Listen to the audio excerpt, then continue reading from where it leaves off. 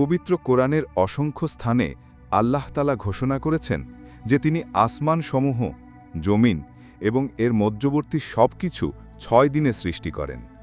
যেমন সূরা আল আরাফের 54 নং আয়াতে তিনি বলেন, নিশ্চয়ই তোমাদের প্রতিপালক আল্লাহ, যিনি আকাশমণ্ডলী ও পৃথিবীকে 6 দিনে সৃষ্টি করেন। মুফাসসিরগণ বলেন, এখানে আইয়াম বা দিন আমাদের পরিচিত 24 ঘন্টার পার্থিব দিন নয়, বরং এগুলো দীর্ঘ মহাজাগতিক পর্যায়, কারণ তখন সূর্য ও পৃথিবীর বর্তমান আবর্তন ছিল না।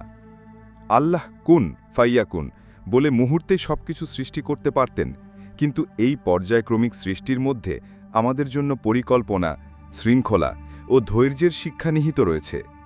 সূরা কফে তিনি আরও বলেন, এই বিশাল সৃষ্টিযজ্ঞে তাকে কোনো ক্লান্তি স্পর্শ করেনি, যা তার অসীম ক্ষমতার প্রমাণ।